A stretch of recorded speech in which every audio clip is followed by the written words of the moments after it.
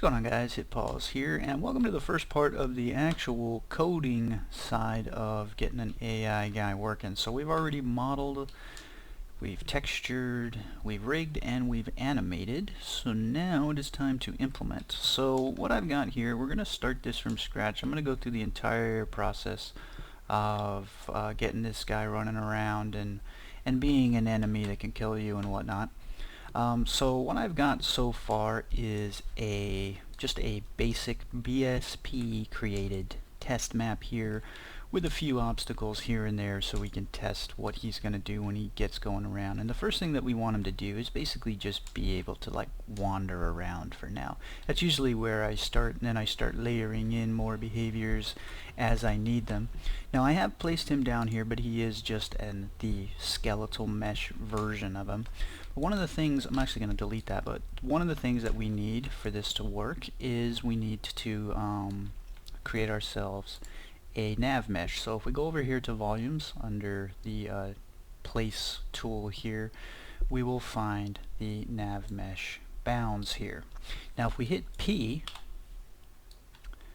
let's pull this down, you can see that as long as it breaches the ground here, that it does in fact create some nav mesh. So I made the world 4096, so let's just put that in place.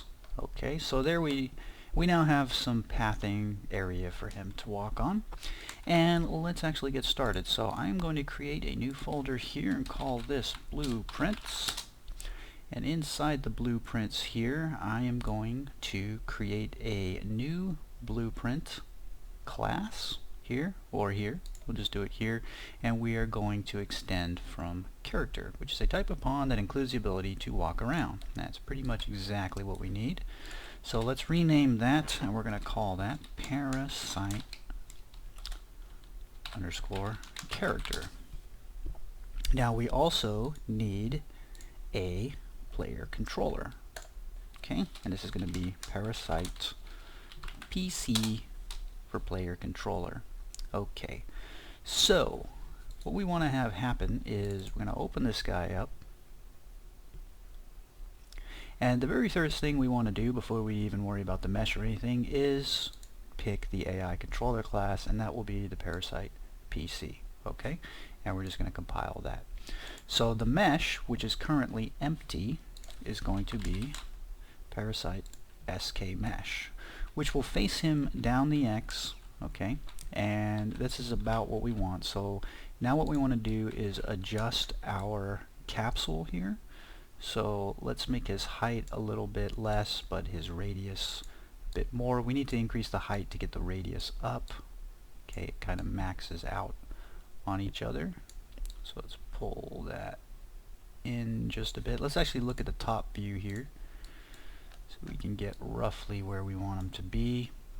And that's pretty close. This will actually allow his tail to drift in and out of stuff, so let's make that just a little bit larger, and we'll go a little bit higher like so. So we'll go 110. Okay, 110 by 110. We'll come back here to the perspective view.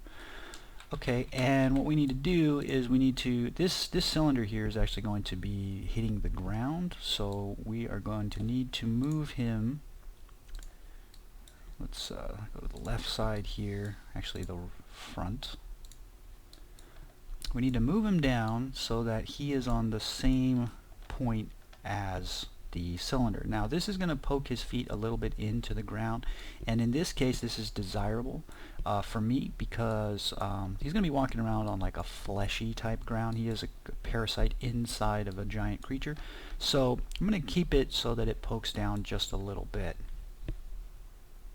and we'll go ahead and compile that, and we'll come back to perspective. Okay, so he now has a character movement which gives us a ton of controls here to determine what he's going to do. We can say his max walk speed, how fast can he move, how fast can he move crouched, which would be, I'm assuming, sneak, our version of sneak, Can he walk off ledges, or would he have to jump off the ledges? Can he walk off them when crouched, which is actually no right now. Maintain, this is for when he goes up ramps. You can read the tooltips on these, they're actually pretty good. And then the max angle that he can walk on and whatnot. So we're not going to mess with this yet. We're going to keep him default. We can tune all that stuff later. Let's go back and let's make sure that we are saving what we're doing. And I'm actually going to save this map as, this is going to be parasite test map. Okay, let's give myself a little test map. And we will drop him in. Okay, and that will put him down on the ground like so. Okay, it raises him up just a hair, but it's really not that big of a deal. You can see that there's a small gap right there, but he'll look fine, I think. We need to also make a little bit of room for the up and down nature of anything going on in the map. So let's now create the other aspects that we need, which we are going to need a behavior tree. So I believe that's under miscellaneous. So we need to give him a behavior tree. So we'll call this parasite BT for behavior tree. And let's see, what else do we need to give him? We need to give him a Blackboard. So parasite Blackboard. Okay, so the behavior tree is basically like a tree of logic that they take, and the Blackboard is a holder for all of its data that it messes with. So we're going to assign the parasite Blackboard to the parasite behavior tree, and what we're going to do is we need to basically start giving him some very simple stuff. So what we're going to do is we're going to start with a sequence at first, okay, and then we're going to create a task, which we can't do here. We are going to use EQS in the end for him, but for right now we just want to get him moving around. So we're going to say create a new service, create a new task, and we're going to say blueprint base. Okay, and that will put that here, and we're going to call this BTT wander. Okay, and then we come back to our behavior tree here.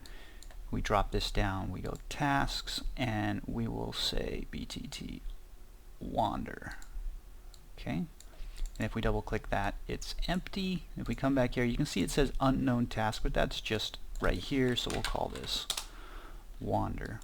Okay, so if we go to the Blackboard, what we're going to do is we're going to create ourselves a new location for him to essentially go to this location when we want. So we don't have anything in here yet, and we also don't have him actually, if we go to the event graph, why does that come with a camera player controller? Interesting. Okay, so what we want to do is basically come over here and we're going to say event sorry, that's wrong, begin play. We are going to go behavior, and I believe what we want to do is say set, I can't remember how we do this, add Blackboard components. No. Get Blackboard. Okay, let's take a look at I may have to go and look this up. I think they changed it because there used to be a way to do this really quick. Add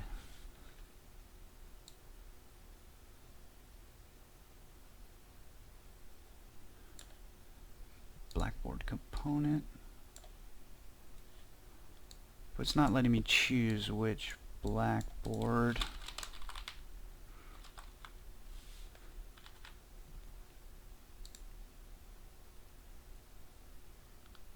Run behavior tree, that's what I wanted. Okay. It's not the Blackboard, it's the behavior tree. So we will select the parasite Bt, and target will be self. We'll compile that, we get an error. It's not an AI controller, therefore target. Wait, do I need... Did I screw this up? Did it need to be an AI controller? I think it needs to be an AI controller. I think I'm an idiot. Idiot! It's been a little while since I've done it. Yeah, AI controller. Dang it. Double click. Oh, I guess I gotta drop that down. Select. Okay. So I should get rid of this one. Force delete. It's fine. It'll just remove it as a reference here. So this one will hit F2, and this will be parasite AI controller. Just name it straight up. So let's pop this guy open, and let's just type AI here, and AI controller class. This will be parasite AI controller. So we'll go ahead and compile that. Boom, boom. Hit compile and save. Parasite AI controller. Okay, let's go to the event graph. Okay, and event begin play, and then run behavior tree, and then parasite Bt compile. So I messed it up, but it actually gave me all the hints that I needed to know what was happening, which is a good thing. Very proud of it for doing that. So our character, we're going to open up the full blueprint because it didn't have anything in here yet, even though we don't need it quite yet. So if we look at the behavior tree here, we have this wander, and we're going to open the full editor here, and basically what we're going to do is we're going to say receive execute AI, and what we're going to do is we're just going to print a string, hello, I am now alive. We just want to make sure that everything is in fact going to perform properly. We're going to keep this on simulate. Hello, I am now alive. If you hit play here, hello, I am now alive. Okay, so he is now alive, and he is ready to go. So let's okay, let's do this. Let's say get random point in radius of around 2,000 units around himself. We're going to go with the recast filter. We don't have nav data yet, so we're going to say, so the controlled pawn, we can say get actor location. That will be the origin of this point. Okay, and then what we can do is AI move to. We're not going to do simple move to, we're going to do AI move to, and the pawn will be right here, and the destination will be here. The acceptance radius will be about 50, and we'll just leave it at that for now. Now, what I'm thinking, this is again just a test, and what we're going to do is, so he'll move there, and then once he gets there, we will finish execute, and it will be a success. Okay, and then if it fails, that will be a fail. And let's actually print success and fail.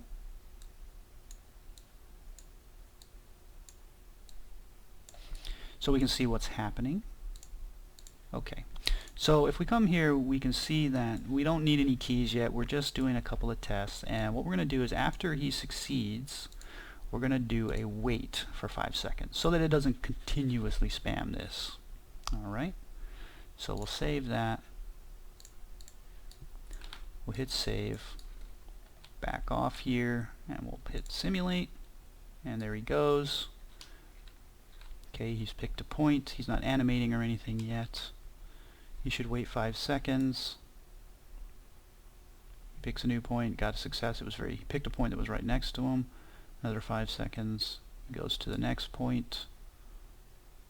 When he gets there, he gets a success. So that is all we actually need to actually just get him moving around. I mean, it's pretty quick. He had another success there.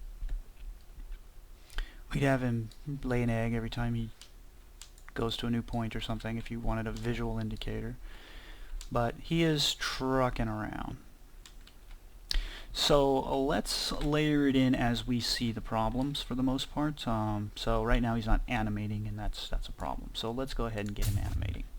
So let's create, if we come to our mesh, to the SK mesh, we'll right click this and we'll say create animation blueprint.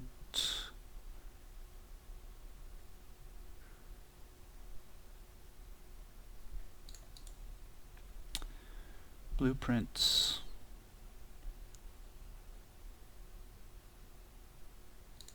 I think I gotta do it off the skeleton. No? This one is just a static mesh, so we don't really need that. Animation blueprint, sorry. I didn't even see animation right there. So here we go. We got animation blueprint. And the skeleton needs to be picked here. So we're going to pick the parasite SK mesh skeleton. And then we hit OK. Boom, like so. And we'll call parasite NBP.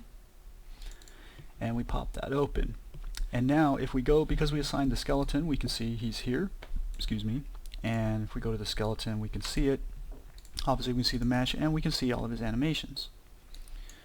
So what we want to do is create him first a simple blend space 1D for his forward momentum.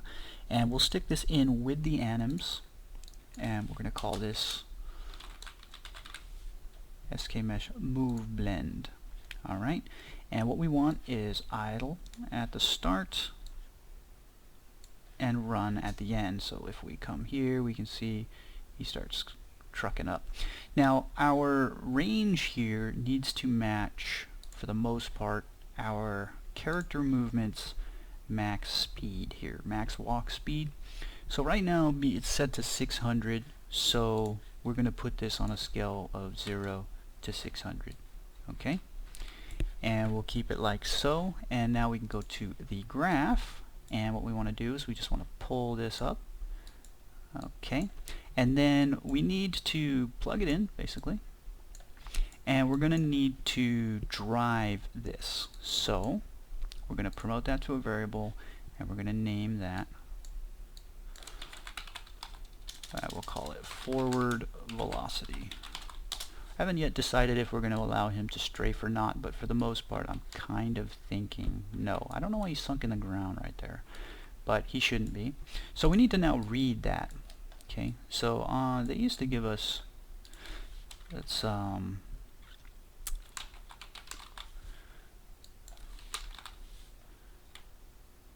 montage is active, context sensitive, update, event blueprint, update animation. Okay, so and then we can do event initialize animation. And initialize animation is the same thing as begin play. It only gets ran one time. So then what we're going to do is try get pawn owner. Okay, and we are just going to cast to parasite character, and then we're going to promote that so that we have a reference to this guy that goes live every time. Okay, and it doesn't, this is a tick, okay, and we don't necessarily want to constantly get the owner cast and then go from there every tick when we can just do it one time, because it's never going to change. So now what we can do is we can come here and we can get velocity. Okay, and then in order to get the speed, that becomes a vector, by the way. In order to get the speed, we can get the vector length. Okay, so however long that is, we can use that. Just drag that right there to set that, and then there we go. So if I compile and save, you can see he's now idle. And if I start dragging up velocity, which every once in a while mine doesn't do this, parasite character should be set. So hopefully this works. Let's just take a look and see if he starts animating. Oh, well, he's not going to do it yet, is he? And the reason for that is because the mesh does not have the animation blueprint picked. So parasite NMBP, if we look at the viewport, he now starts animating. If I were to clear this, I guess I have to compile. Oh, interesting, it still shows the animation. That seems to be a bug that he should have frozen. Alright, let's give it a try. There he goes. Now he's walking.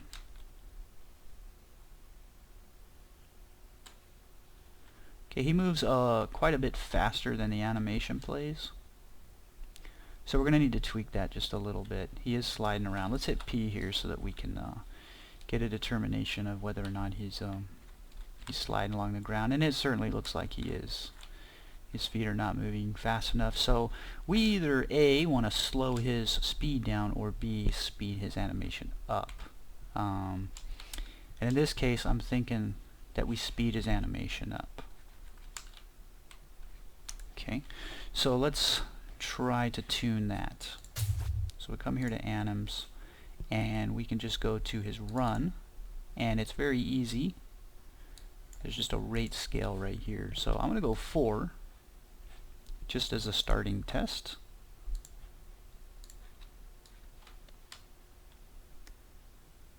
And that's very fast.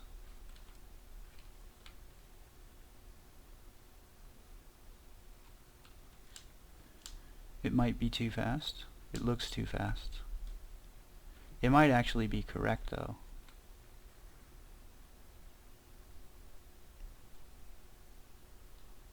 Going to be very hard to tell with it going that fast. So let's try 2.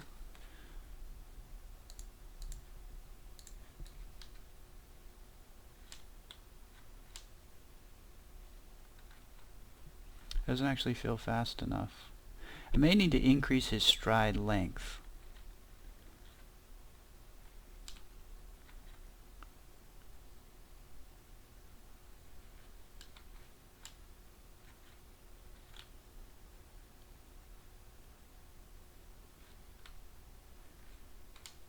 And I kind of feel like he's in a bit, while his the animation cycle is good, his pose is kind of boring with the legs straight out. I kind of think I want to pull the rear legs back and the front legs forward, but I'm not going to be editing any animations in this part.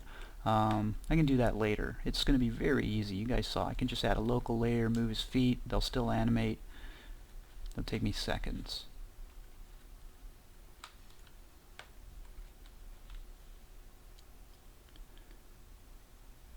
But I definitely feel like I may want to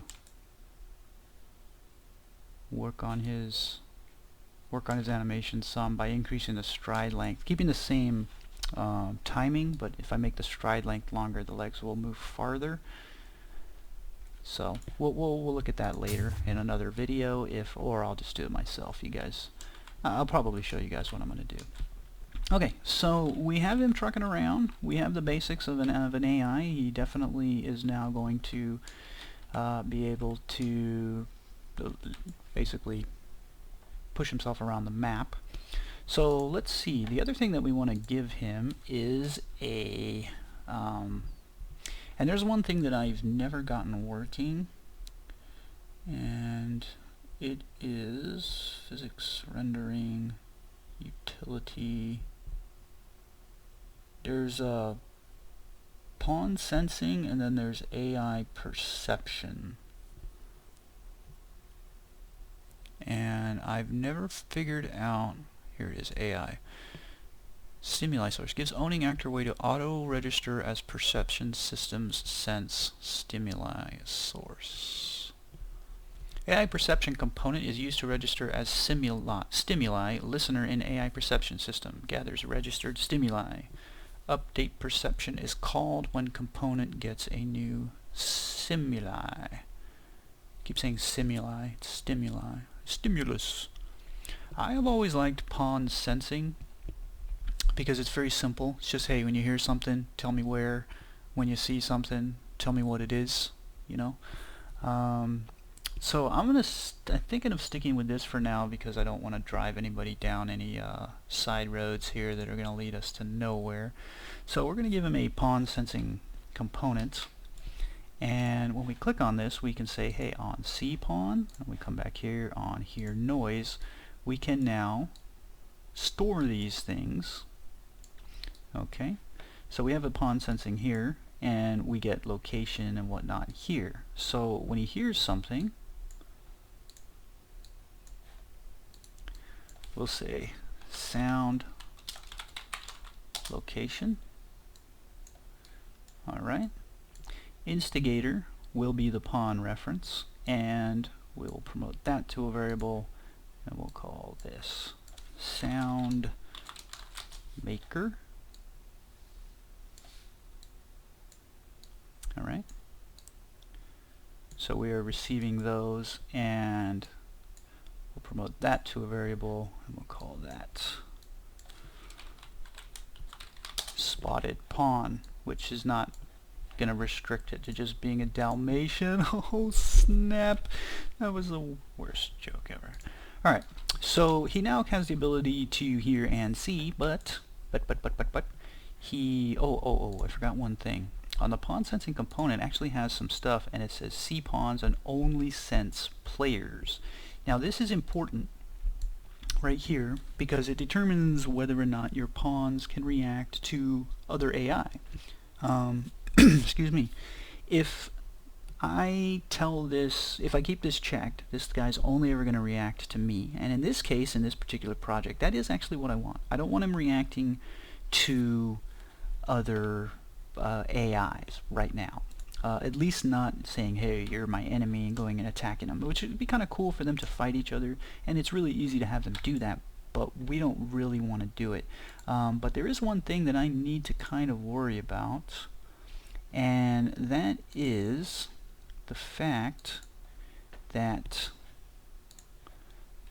this is so broken, I don't know why it keeps happening, but my doors are actually characters, and the reason for that is because I wanted to give them an animation blueprint, because the only way for me to open and close the door was to scale their bone, and you can only scale bones in an animation blueprint. You can't do that in just a regular blueprint. You don't have that kind of bone control.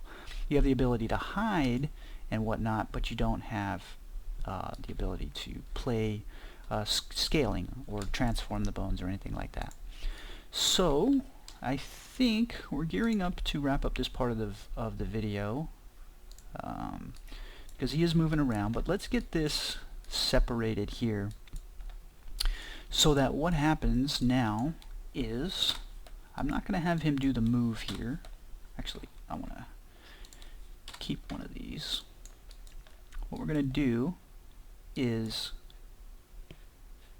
we're going to say set Blackboard value as vector.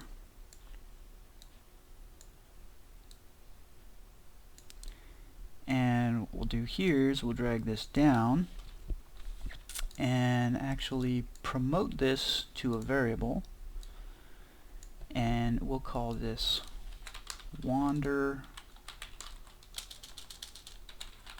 destination. And we need to make sure that this is public so that the Blackboard can see it. And we'll come here. Boom. Okay. And when we compile that, if we go back to the behavior tree, that now shows up here. And we'll say new location. Let's actually rename that, and we'll call that wander location. Or you know what? We'll name it the same thing. Destination. Just destination. There we go. We don't want to confuse the two. One's a key, one's the value, but they are only going to exist in separate areas. So that automatically names that. So right now he's just going to sit there because he's not going to actually go to it.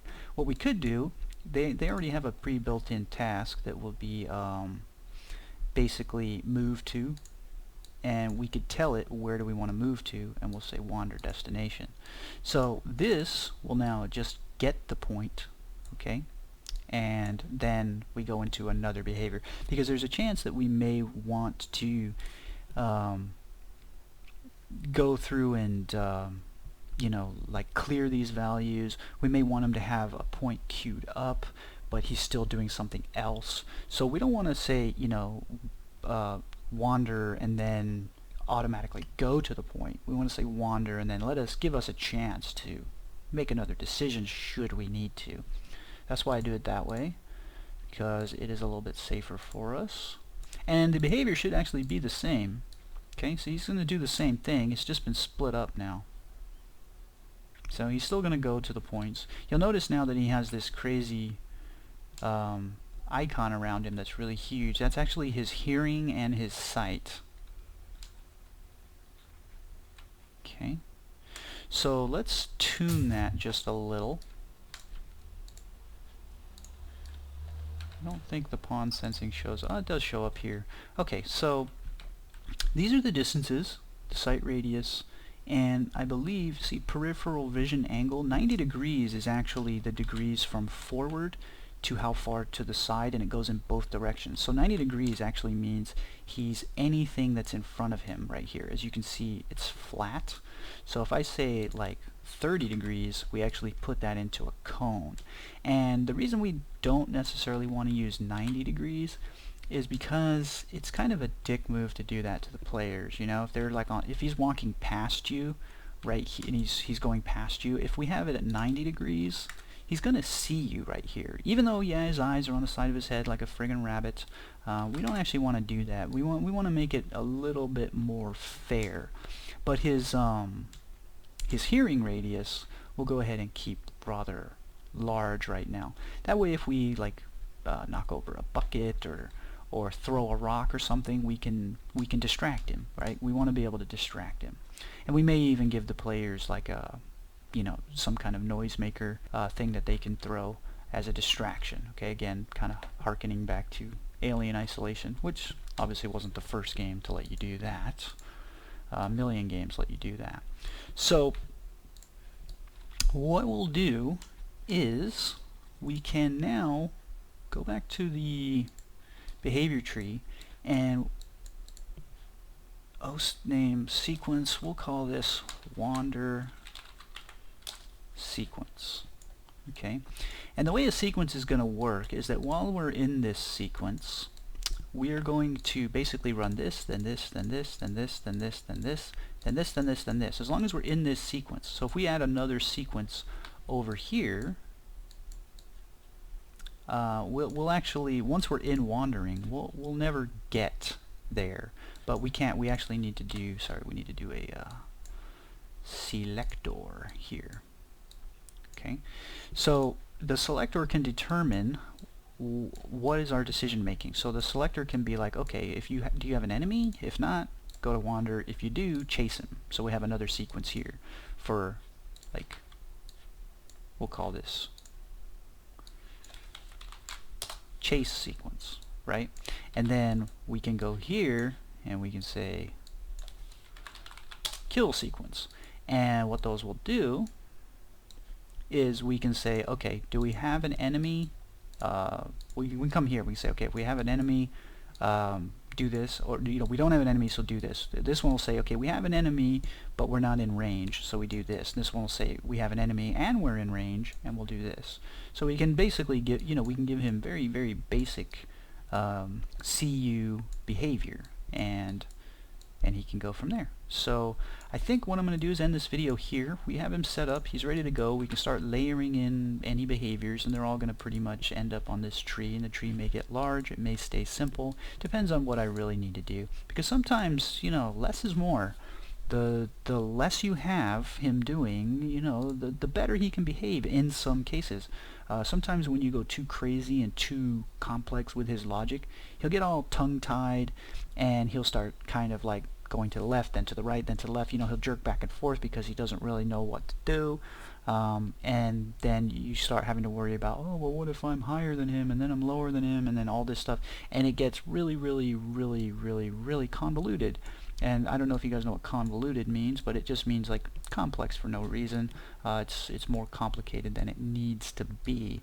So let's see, let's just take a look. Let's just watch him run around just for a little bit more.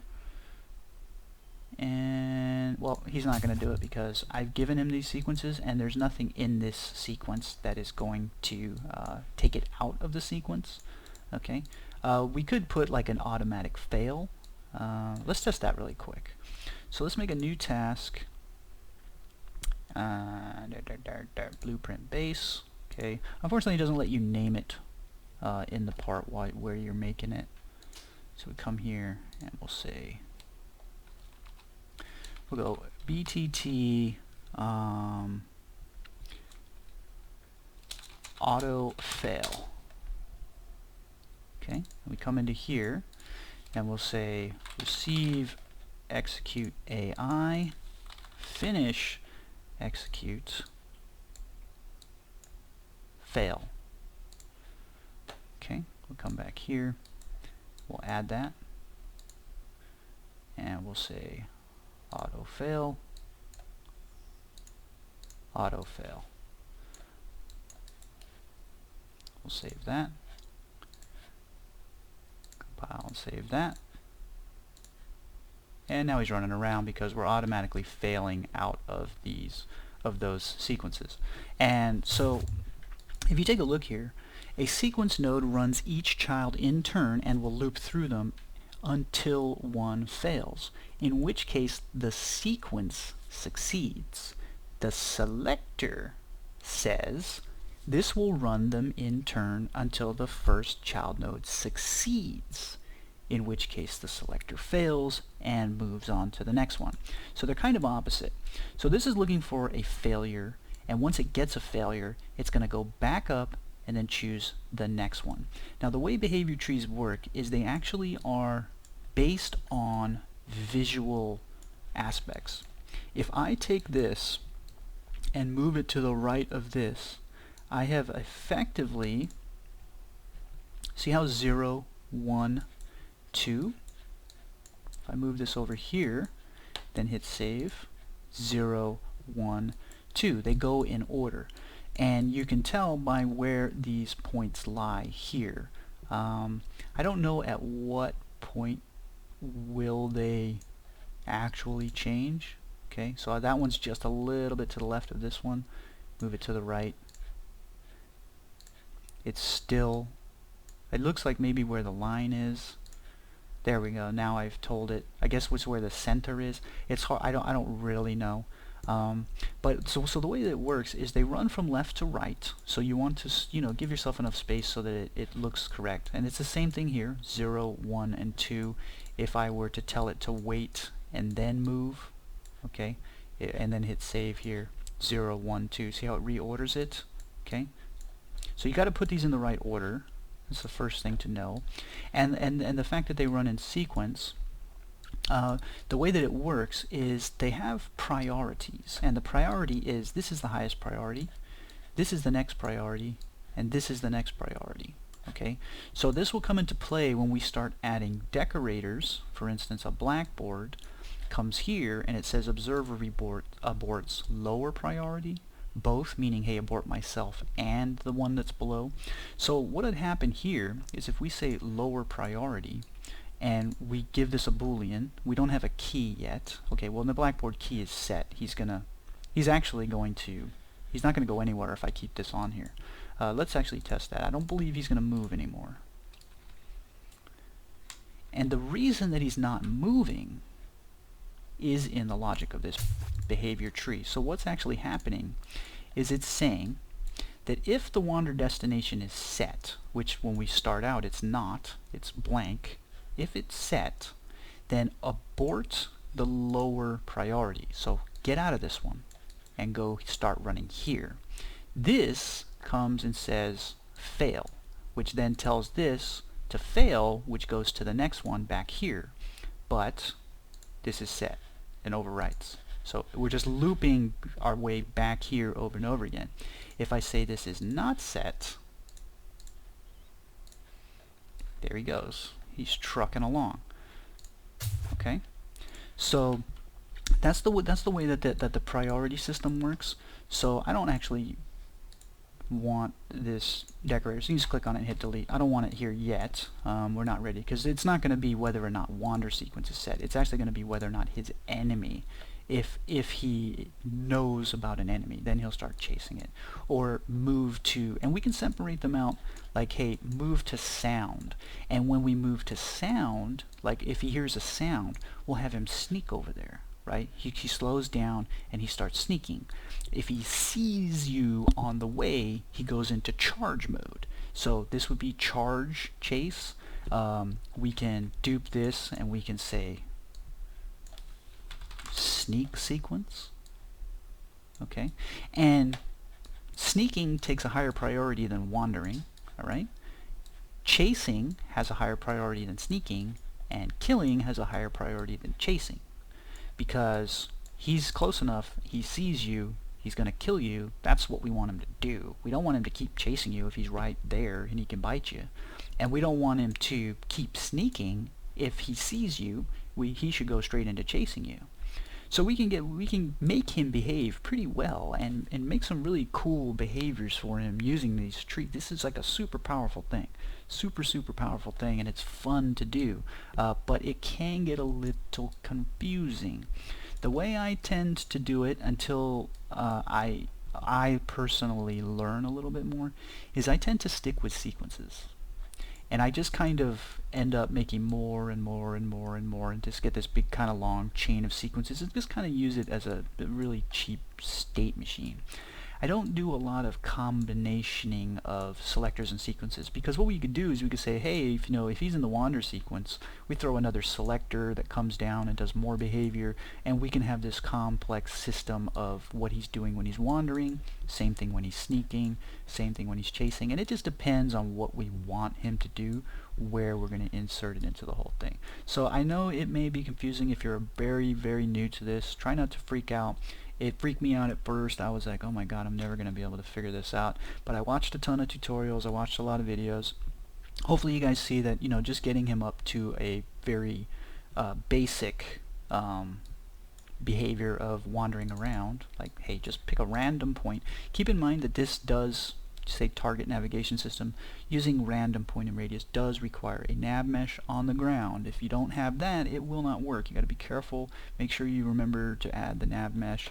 Again, it's up here in the volumes. There's a nav mesh bounds volume, and you just make it as large. And if you hit P while you're activated here in the window, you should see the nav mesh. Okay, it should show green. Alright, as long as you see that, you have it and you're safe. I can get the nav mesh to draw on tops of stuff, but I'm not worried about that or anything, because I don't have him wanting to jump to any locations yet.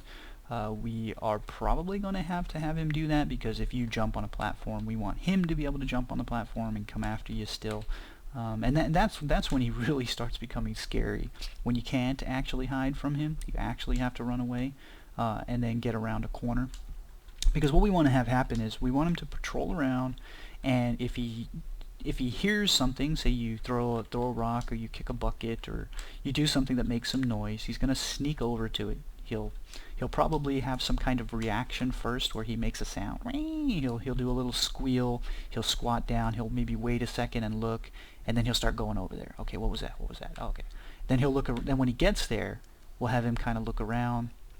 Check around, and as long as you're still hiding, he doesn't see it. But if he sees you, say you pop out around that corner, he's going to be like, "Rawr!" And then he's going to come charging after you, and he's going to go, and if as soon as he loses you, like say as soon as he sees you, you run behind that corner. Well, we're going to have him run. As soon as he loses you, we're going to be like, okay, well, I just lost him. Where was the last spot that I saw him?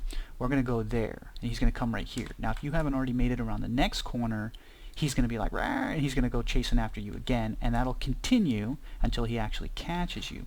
But if he loses you and then gets right here, and you've already ditched the next corner, he's going to be like, where'd you go? And then he'll probably wait around and he'll screech, and this would be if he was a human, be like, it seems like I lost him. I guess I'll go back to just being a fucking idiot. And then he'll just start patrolling around again, right? Because, I mean, come on, dude. Like, if you played Batman games, you know, like, those guys are idiots, right? I mean, think about it. If you had any notion, like, oh god, I just saw Batman in the rafters, right? There he was. I just saw him. I was shooting at him, and he swung away. Oh, well, I didn't see where he landed, and he's hiding now, so I guess he's gone. Like, what? What do you mean you guess he's gone? He doesn't even have a way out of the room. The room is sealed. How is he gone? Oh, it's fine. No, it's fine. No, he's gone. He's obviously gone because I can't see him anymore. It's like they're infants where you cover your face and they think that you've fucking disappeared. So we're gonna make him a little bit stupid like that too, because if he was too smart, the game would be too hard, and it becomes a little bit less fun. And even, you know, my favorite AI game right now, which is still Alien Isolation until they come out with something better, even the alien forgets where you are. You know, he saw you go around the corner.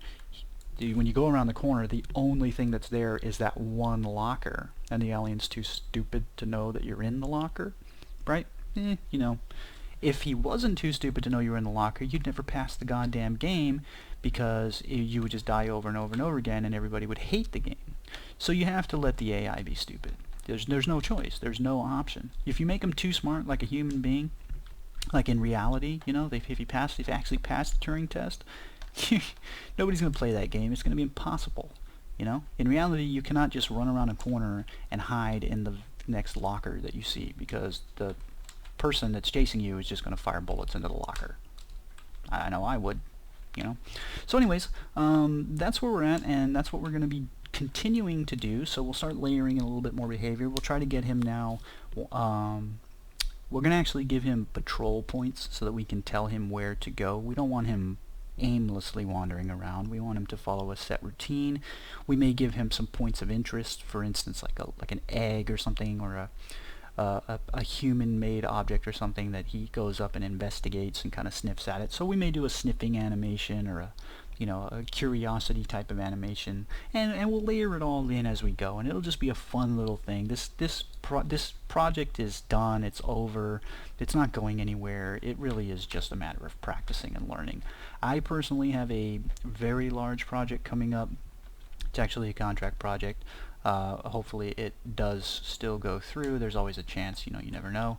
But a lot of this for me is just practice for that, because it does going to require some AI behaviors, and we want to make sure that it feels good. So that's why I'm here, and that's why I'm doing it, and I want to share it with you guys because it's super, super, super fun. So hit pause, signing off. I'll see you guys in the next one. Thanks for watching.